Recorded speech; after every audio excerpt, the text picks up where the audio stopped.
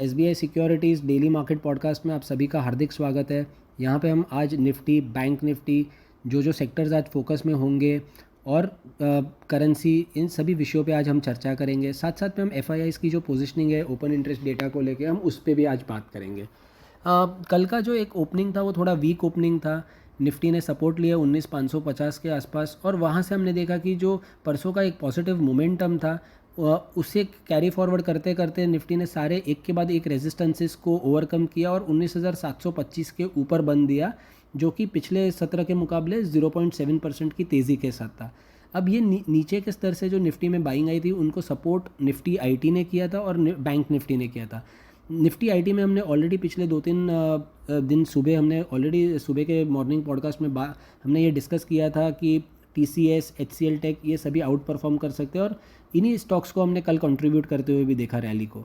और साथ साथ में बैंक निफ्टी में लगातार दूसरे दिन एचडीएफसी बैंक ने आउट परफॉर्म किया है और इसके साथ इसको इक्वली सपोर्ट भी किया है एक्सिस बैंक और कोटक बैंक ने निचले स्तरों से।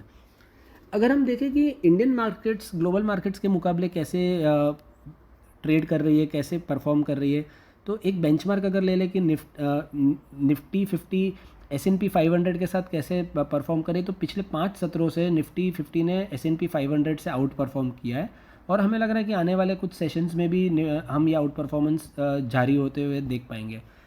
अगर हम निफ्टी की बात करें तो जो फ्रेश वीकली एक्सपायरी कॉन्ट्रैक्ट्स जो अब अगले वीक का है, तो उस पर हमें लग रहा है कि जो पुट राइटिंग एग्रेसिव है वो 19,600 और 19,500 के स्ट्राइक प्राइजेस पे है, जो कि ये दर्शाता है कि 19,580 19,630 एक बहुत महत्व का सपोर्ट बन जाएगा और जब तक ये सपोर्ट होल्ड करेगा तब तक हम ये मोमेंटम को देख पाएंगे 19,880 19,900 के करीब जाते हुए।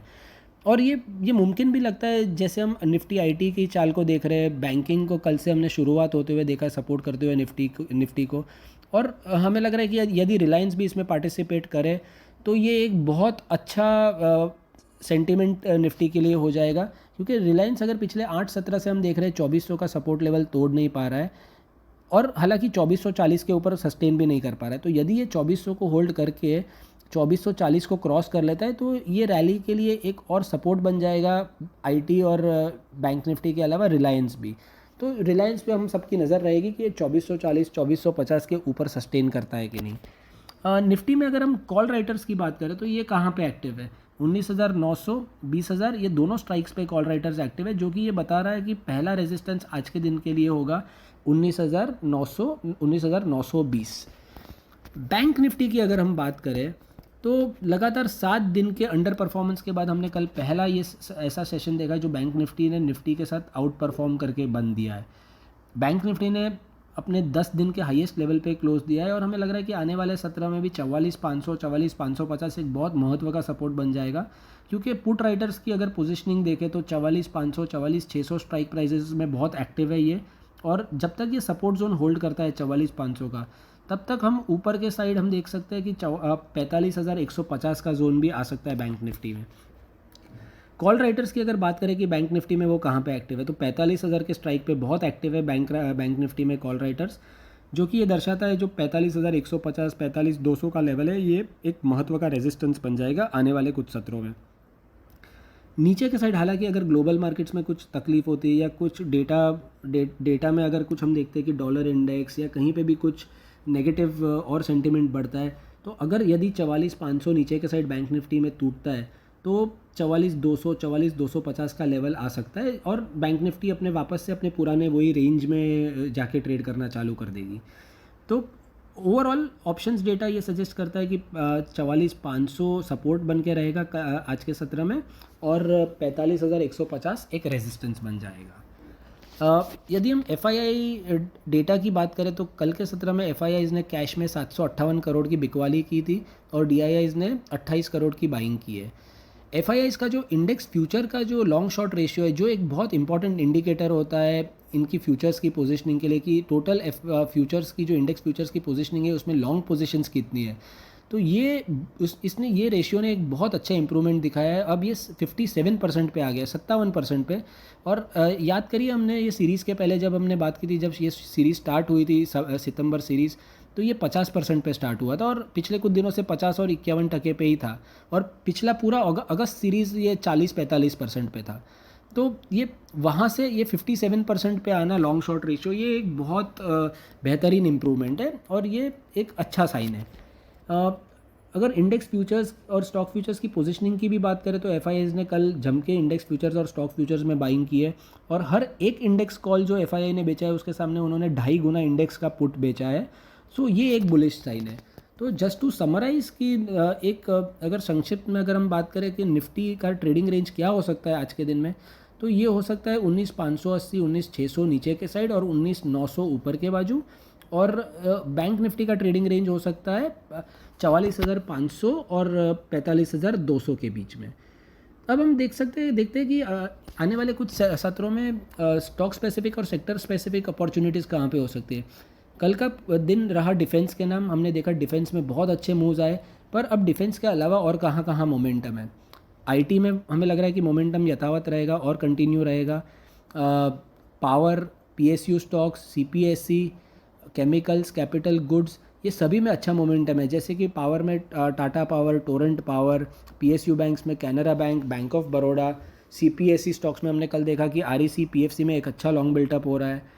केमिकल्स में नवीन फ्लोरिन, एसआरएफ, ये सब में एक अच्छा मूव आया है कल और अच्छा डेटा दर्शा रहा है कि लॉन्ग बिल्टअप हो रहा है। कैपिटल गुड्स में सीमेंस, लार्सन, एलएनटी, तो ये सब में हमें लग रहा है कि अच्छे क्वालिटी स्टॉक्स है, अच्छा मूव आ रहा है। और यहाँ पे एक आने वाले कुछ दिनों में हम देख पाएंगे कि कुछ और यहाँ पे तेज़ी जारी रहेगी।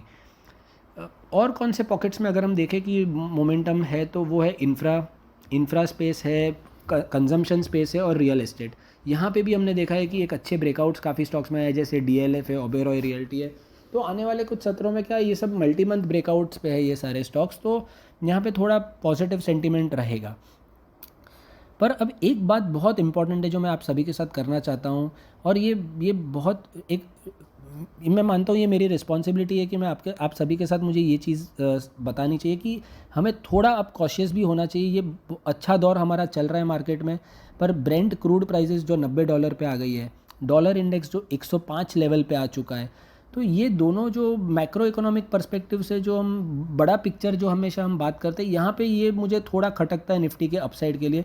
निफ्टी का चार्ट बुलिश है, हालांकि एफआईआई डेटा पॉइंट्स बुलिश है, बट मुझे लग रहा है हमें इसको हम एक तरीके से बोलते हैं ना, हमें कंप्लेसेंट नहीं होना चाहिए। हमें बहुत ज़्यादा हमें ये नहीं करना चाहिए कि ओवर लेवरेज कर ले हम, बहुत हैवी पोजिशनिंग कर ले अपनी मिड कैप्स में और हल्का सा भी करेक्शन आए तो वो सहन ना कर पाए। तो मुझे लग रहा है थोड़ा लेवरेज कम कर देना चाहिए मिड कैप्स में।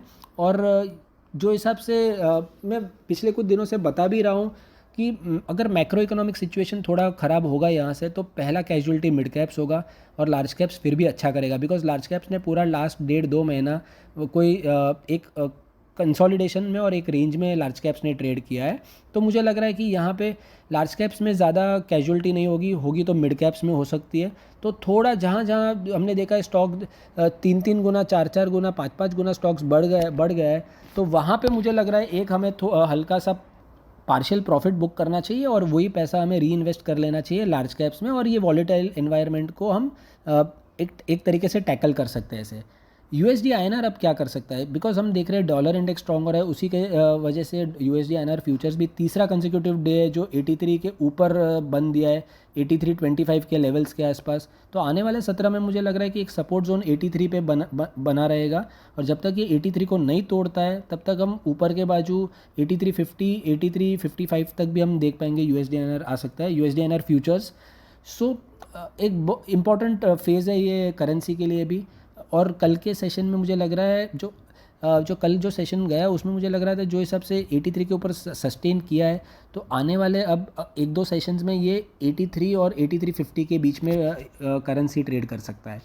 सो दोस्तों, आज के लिए बस इतना ही। होप आप सभी को ये जो पॉडकास्ट सुनने में मज़ा आया और आप सभी को अपने ट्रेडिंग डिसीजंस में ये हेल्पफुल होता है। और हम फिर से मिलेंगे वीकेंड के पॉडकास्ट के साथ, पूरे वीक की समरी के साथ कि अगले वीक में क्या हो सकता है और हम कहाँ कहाँ हमें अपॉर्चुनिटीज़ मिल सकती है। सो थैंक यू ऑल, आप सभी का शुक्रिया ये पॉडकास्ट सुनने के लिए। Have a great trading session. Investment in securities market are subject to market risks. Read all the related documents carefully before investing.